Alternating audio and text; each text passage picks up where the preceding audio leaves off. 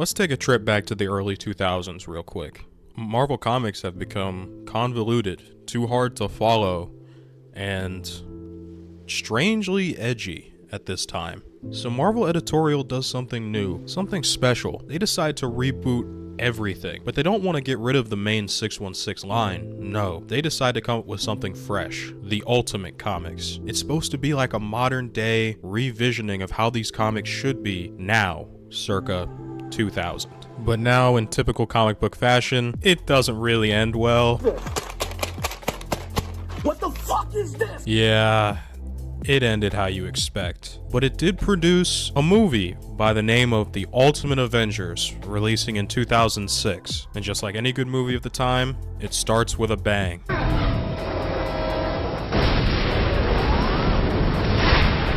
If you're reading this, it means something has happened to me. My only regret is that I couldn't see you one last time.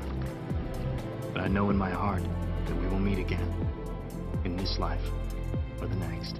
Now, the Ultimate Avengers movie was a kind of reimagining of how the comic book version of what they called the Ultimates would go, with less of the controversial stuff they included in that comic. But I really want to focus on two characters in particular, the first being Bruce Banner and the second being Captain America. Both of these men seem to be out of time. Captain America more literally, and Bruce Banner more figuratively. While Captain America has just been dug out of the ice and thrust into the 21st century as he tries to figure out everything that's going on. Guys, I can find my way from here. Go get a cup of joe or something. I think I'm gonna dye it black and then get it pierced. What do you think? Neighborhood's changed a little. But with Bruce Banner, it's implied that he's already had his Hulk incident in this universe, and that he's taking a sedative to help keep the Hulk under control. Just stop it. This isn't about us. This is about restoring your reputation as a scientist. This time it will be different. No, Bruce. Not again. As you can see, Bruce has already ruined his relationship with Betty, who in this universe is working at S.H.I.E.L.D., and he's already on very thin ice with his boss, Nick Fury, modeled after Samuel L. Jackson, of course, as it's the Ultimate Universe. But Bruce is supposed to be developing a super soldier serum, akin to what Captain America took in World War II. Now, Bruce is wildly behind on this serum, as the last created remnants remains in Captain America's blood. But now that Captain America's alive, he has a shot at redemption. Now, Nick Fury needs this super soldier serum ASAP, because otherwise he's gonna have to deploy Project Avenger, which involves getting a bunch of civilians involved to do the government's work, as usual. So of course, Nick Fury hits up his list of super powered heroes and decides to pick out a few members. Firstly, we start with Giant Man, Hank Pym, and the Wasp. And I know what you're thinking. Is your wife around? Is she expecting you? No. Obviously, you're thinking, oh shit, this is the Ultimate Universe where Hank Pym beats his wife. Thankfully, the movie doesn't do this subplot, but their relationship is far from healthy. In the lab. Don't forget your hand. I'll never understand what you see in that guy. No, unfortunately, he doesn't see it either. And of course, next up, we have everybody's new favorite superhero, but mostly obscure in 2006, Iron Man, and one of his best voice actors ever. Only part of a larger rescue effort. Be sure to... This movie even features one of my favorite looks at Iron Man's tactical HUD. And then of course, the next Avenger recruit is Thor.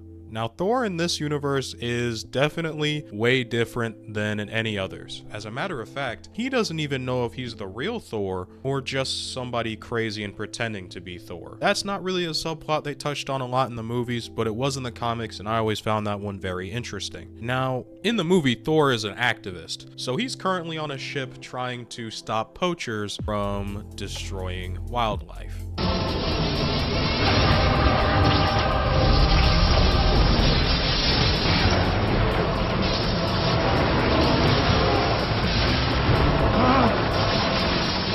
Now that Fury has his team assembled, minus Thor because he hates the government, he's finally decided to reveal the big bads, the Chitauri. Now, the Chitauri have been around, in this universe at least, 1942, and Fury found a way to track these Chitauri, which does not turn out well. Now, the Chitauri in this universe are known for their use of vibranium, the metal you would most commonly associate with Black Panther. And yeah, They're the ones who brought it to this universe. And of course, Fury views this as a big threat or a potential money-making business. Now, a Chitauri soldier has infiltrated a SHIELD base disguised as a SHIELD agent, and the way the Chitauri do this is they kill the SHIELD agent and sort of absorb his looks and his body, which is very unpleasant, and I don't really want to show that. Now, he's trying to steal all the information off of the SHIELD base, and so Nick Fury, in all his infinite wisdom, deploys the Avengers. They're all going on their very first mission, which, as per usual, goes off without a hitch. Help! He's not getting any air!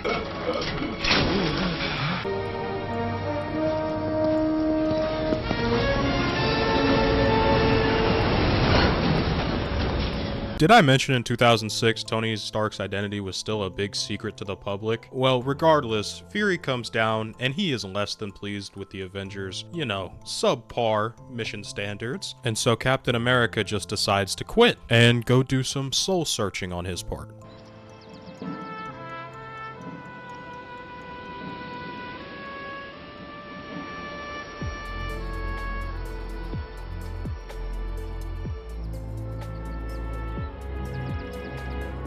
Meanwhile, on the flip side, we cut back to Bruce Banner, who turns out never started the super soldier serum and instead experimented on himself, trying to create a serum to control the Hulk.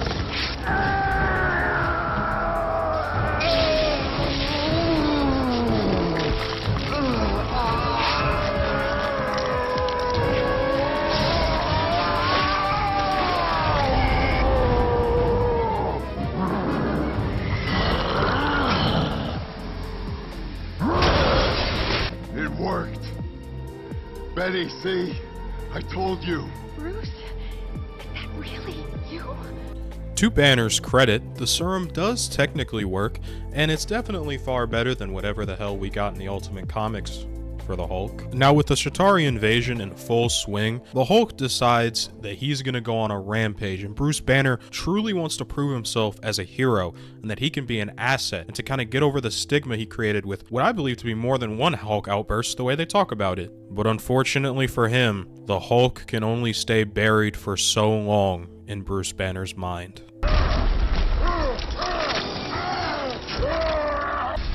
You did it.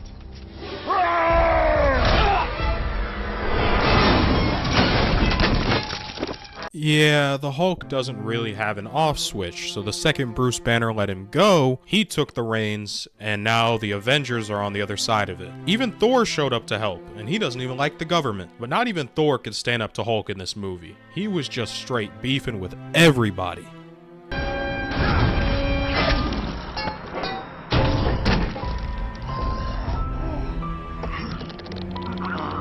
But it was really ultimately Hulk or Banner's hubris that got to him. He tried to use Thor's weapon against him, and it didn't really work out. It gave the Avengers enough time to try and get some offense in and stall, where they got another sedative for Banner.